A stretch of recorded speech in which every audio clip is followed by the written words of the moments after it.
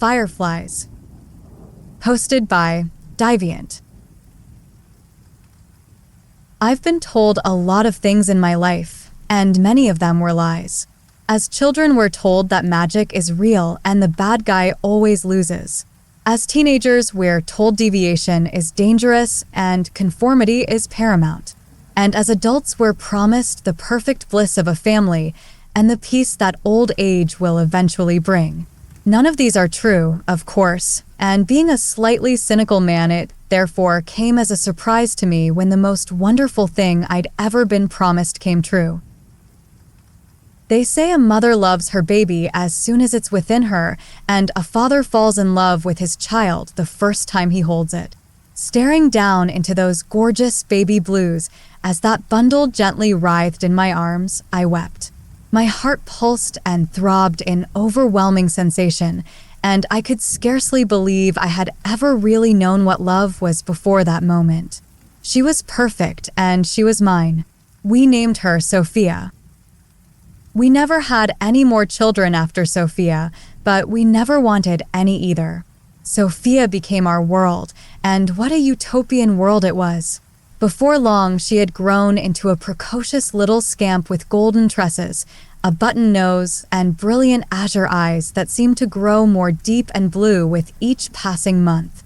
Those were the happiest years of my life, when every day seemed to leak into the next like a blissful dream that was without end. But it did end, of course, as all dreams must. My wife's death was a shattering, chilling awakening, and the entire affair left me only thankful that she had passed swiftly on the operating table and had not been forced to endure months of needless suffering. The grief was almost more than I could bear, and I found solace the only place I could think to look for it, at the bottom of a bottle. And things might have gone on this way forever, drunk and useless, throwing away what was left of my life, had it not been for Sophia.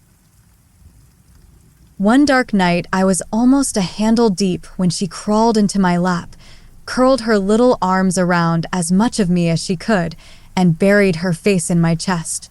"Daddy," she said in that voice that would put a choir of angels to shame. "Daddy, please. Please don't be sad. She's waiting for us, Daddy. We'll see her again." I had tried to believe this before, and even when she insisted it with such conviction, I still could not quite trick myself into accepting it. But it was enough for me that she believed it, and believed it hard enough for the both of us. I put down the bottle in that moment, and I have not picked it up again in the 2 decades since. Things weren't okay that night, but in time they were once more, and though the dream never returned, we again found happiness. Seasons changed, years passed, and Sophia grew from an adorable scamp to a breathtakingly gorgeous young woman in what now seems to me like the blink of an eye. She attended school, made friends, found and lost aspirations, had her heart broken, and broke more than one, I am sure, and lived her life with an insatiable passion for the world's wonders and mysteries. I could be forgiven for fearing that my little angel would outgrow me, but blessedly, she seemed to realize even this. Several times a week, she would insist we go for a walk together, and on those walks, she would tell me all there was to tell of her life. She was never afraid I would judge her or condemn her for the things she revealed to me, and I never did. I offered advice and perspective as gently as I could, and she always seemed in better spirits after I had counseled her on a problem. Our walks always ended in the same place, a small clearing in the woods a few blocks from our house. It attracted a lovely host of fireflies in the late spring and summer, and the dancing lights drifting away in the darkness always delighted her. But children grow up, and they cannot remain ours forever. I knew that, and while I cannot say I was entirely without jealousy and concern when Sophia began dating, I did my best to respect her choices and her independence. It was harder still when she left for college, leaving me, for this first time in almost 3 decades, alone. Letting her leave was one of the most difficult things I've ever done, but standing in the way of her happiness would have been even harder. I grew accustomed to solitude, though I was always overjoyed whenever she returned home. That is, of course, until she brought home Vaughn. You might expect that I hated him because he was almost 10 years her senior. You might expect that I hated him because he'd been married to another woman only 2 years prior. And you might expect that I hated him because she was so desperately in love with him, but none of these is quite the truth. The honest truth is I just hated him, and for reasons I could only later put my finger on. I hated the way he looked at her, a sly predator only barely masking its ravenous hunger. I hated the way he smiled at me, a smug, almost sneering grin that seemed to hold as much malice as mirth. And most of all, I hated the way he talked to me. "Oh, don't worry, sir," he would say in that intoxicating voice laced with honeyed venom. "Don't worry, I'll take good care of her. You just rest yourself. I'll take care of everything, sir." He talked to me like I was old, and the damn fact was I felt old. But I hated that he could see that, and I hated it more that Sophia seemed to see it too. He put me in the past, made me obsolete and irrelevant. He replaced me. Sophia came home less and less after she found Vaughn, and every time she did, he came too. But I knew Sophia was smart. I knew she was clever and perceptive, and I knew it would only be a matter of time before she saw through the slimy bastard's thin disguise and saw him for the cretin he was. And each passing visit, each heated argument with her, each canceled trip, and each strained phone call, I hoped a little less. Still, there were a few good times to be had, and Sophia still permitted me those summer walks to find the fireflies in our clearing. Finally, the time came when they visited without any begging or coercing on my part, and I secretly knew and dreaded what that meant. I'd expected them to just tell me, but they didn't. He asked me, pretended like I had any choice or say in the matter. I saw through his game even then, but I fell into his trap anyway. I can still hear her shrieking voice begging me to stop as I dragged him to the front porch and threw him onto the cold ground. I snarled at him, barking that he would never have her. He would never put a ring on my little girl's finger. She wailed and wept, rushing to pick him up, and as he rose, he just looked at me, flashed me that sickly sweet smile and said, "That's all right, sir. I don't need your permission for what I intend to do." They left, and when they did not come for lunch the following day as we had arranged, I began to worry. The next day I called, and the next, and the next. Now consumed with anxiety, I phoned the college to ask if she had returned only to be told she had not. I panicked. The police were initially reluctant to take me seriously, but after days passed with no word from her, even they began to grow concerned. Meanwhile, I sat alone in my empty house, constantly fighting the urge to return to a place I'd given up that night Sophia had crawled into my lap decades ago. And then it hit me. I don't know why it had taken that long, or how the idea struck me with such certainty, but I suddenly knew where my daughter was. I ran at a dead sprint all the way to the woods, slowing only when I began to see the faint glimmer of fireflies against the fiery horizon of the sinking dusk. By the time I reached the clearing, it was almost pitch black, but the light of the fireflies made the scene all too vivid. I cannot and will not describe what he did to her in any detail. The expression of anguish on her face was so complete and profound that it tore my heart to pieces instantly. She was so twisted and mangled and gnarled that I could scarcely attribute what had once been my angel to what remained before my eyes. It seemed more like some grim doll, a gruesome mimic of what once had been.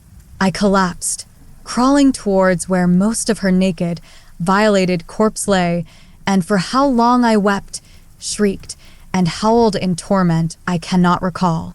The fireflies seemed to close in around me, swirling about me and crawling within torn openings of her flesh, wriggling through her eyes and out of her gaping mouth. They committed me to a mental institution for the next 3 months, but there isn't much of that time that I remember. My dreams were haunted by distant pinpricks of floating light and the knowledge that my world was empty. The fury when the police told me that they could not find him was only matched by the nausea that overtook me when they told me she had been pregnant.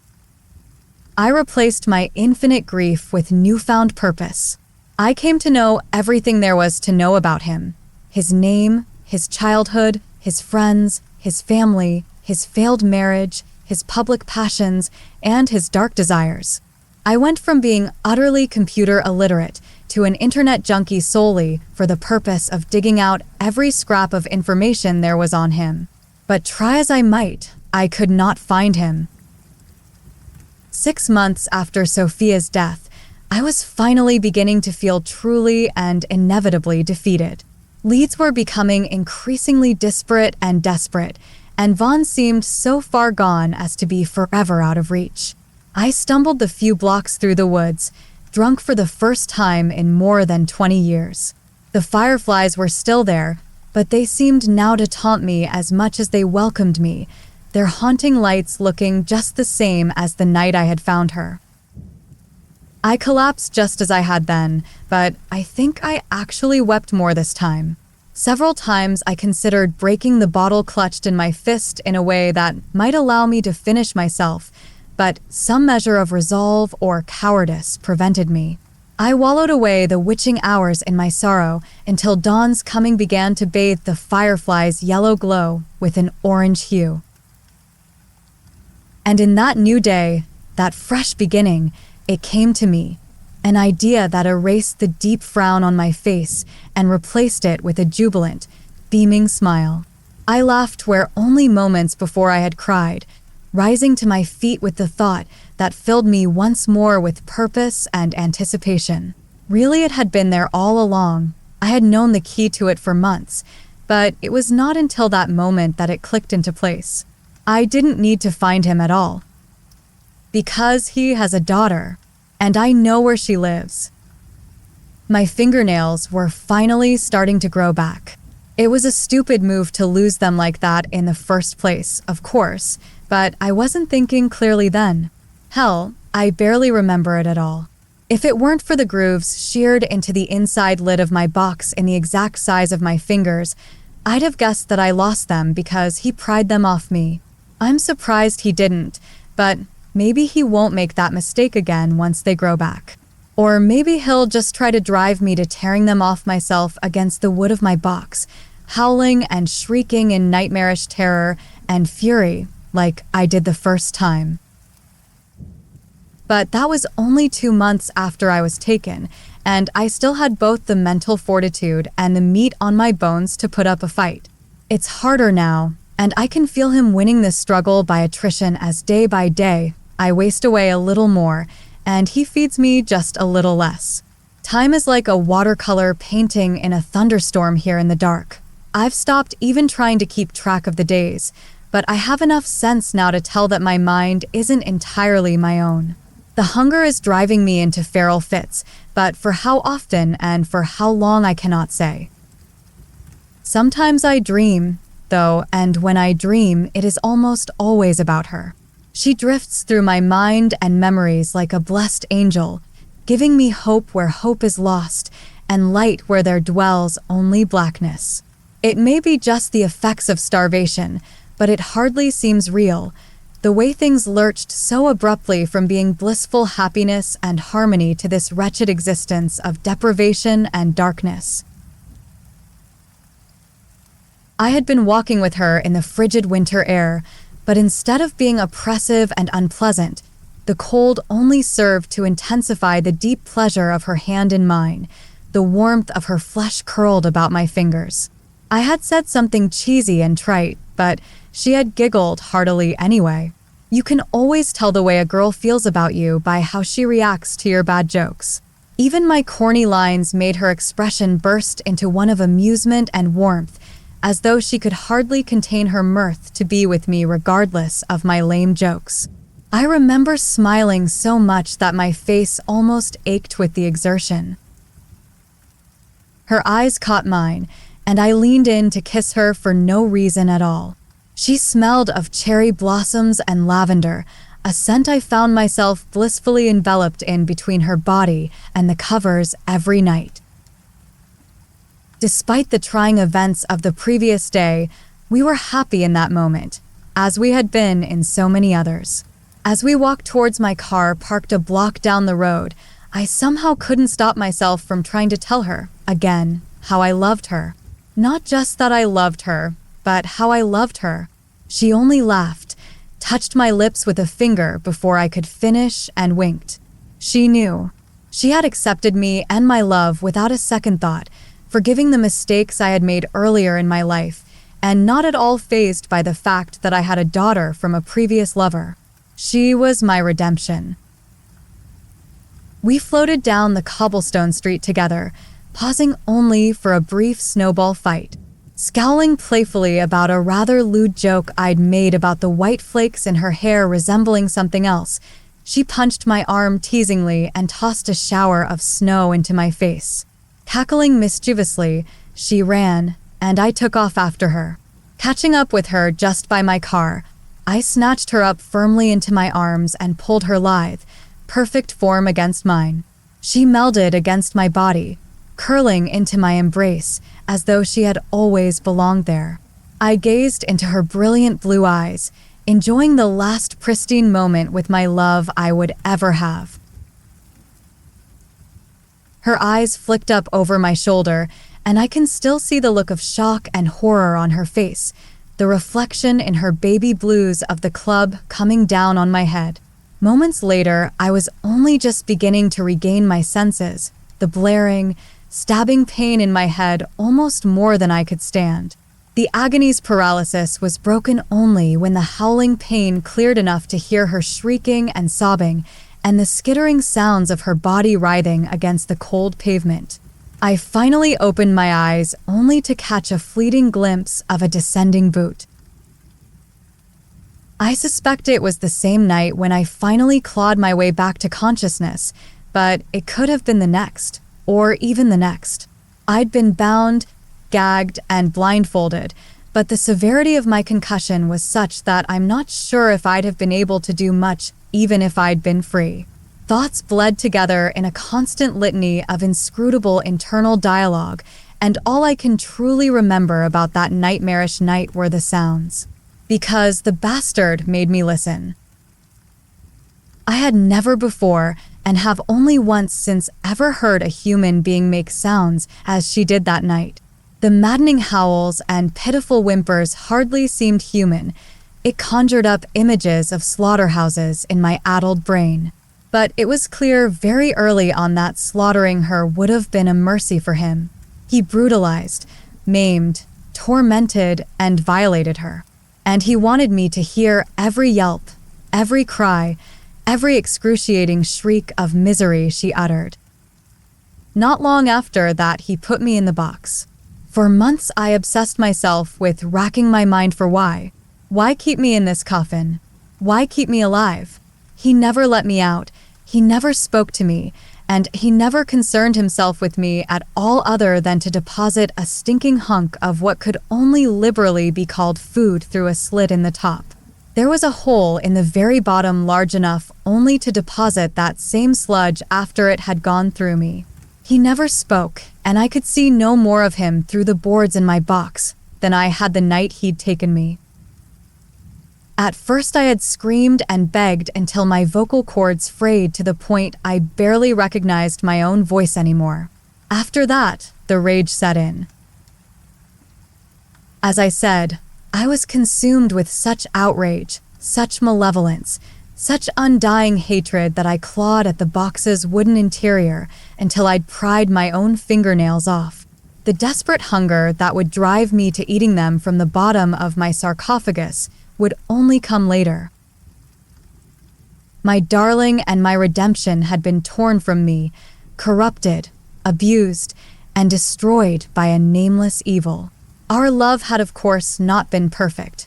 Our difference in age and the disapproval of in-laws had always sullied things. But she had been perfect for me, and I had never wanted to be with someone so desperately. Now she lived only in my dreams. These were the darkest times, and for how long they dragged on, I cannot say. I suspect it was weeks, though it very certainly could have been much longer. What matters is that eventually the dark times ended.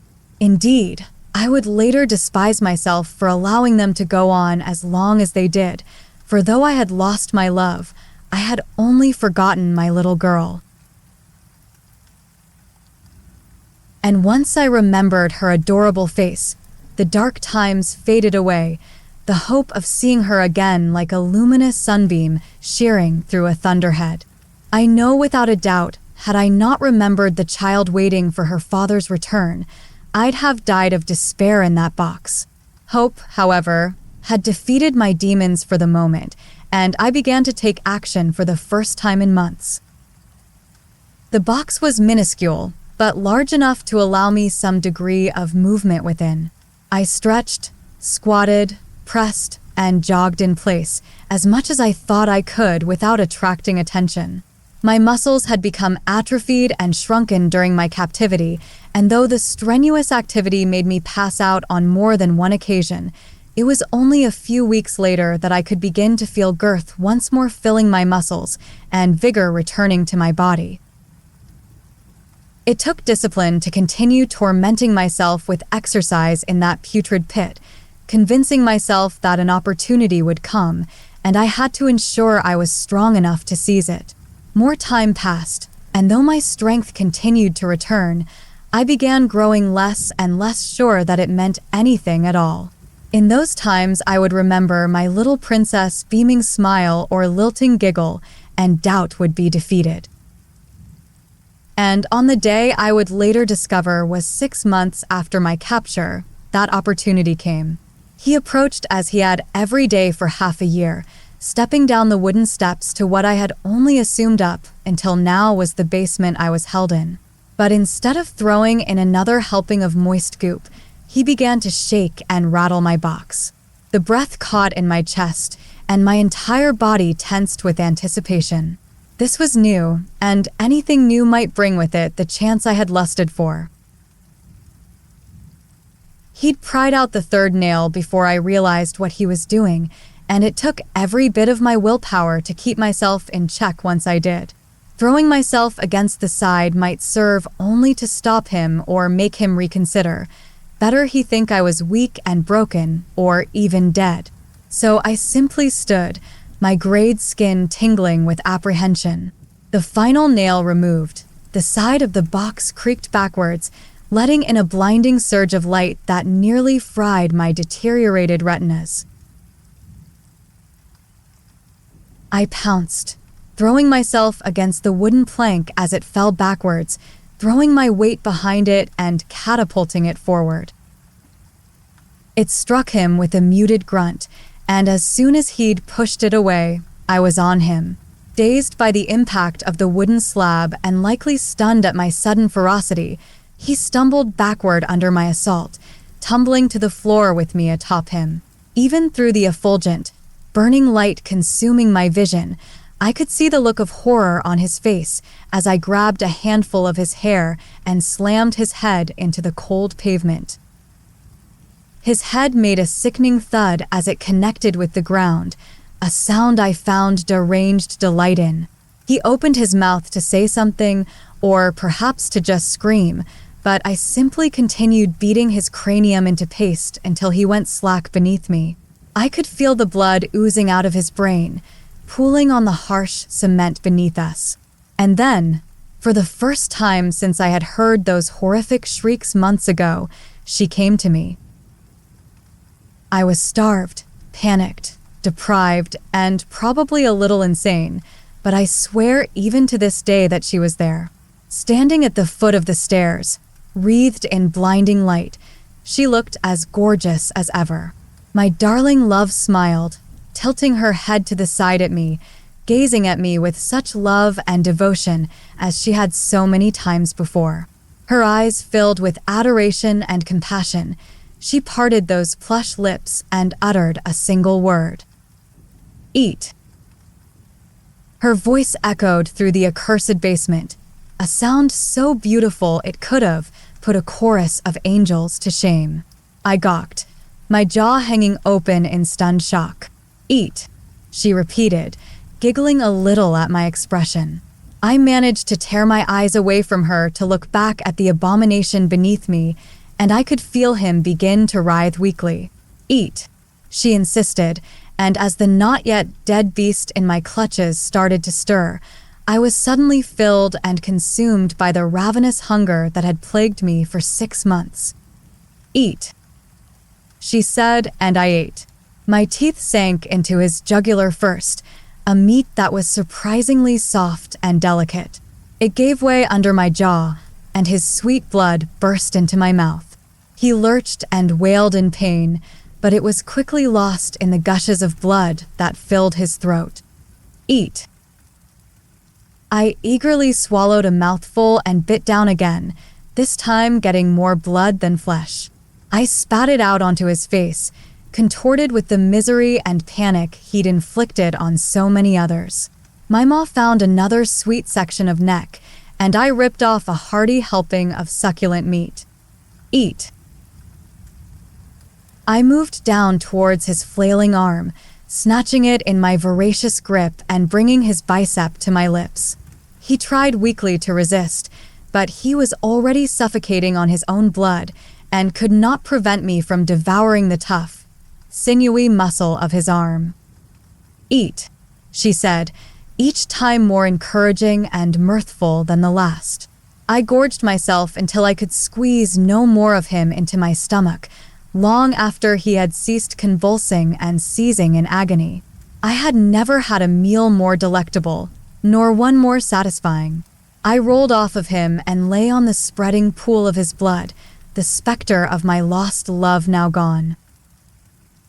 She was gone from this world, I knew, but I smiled blissfully as I realized that I had just found a way to see her again.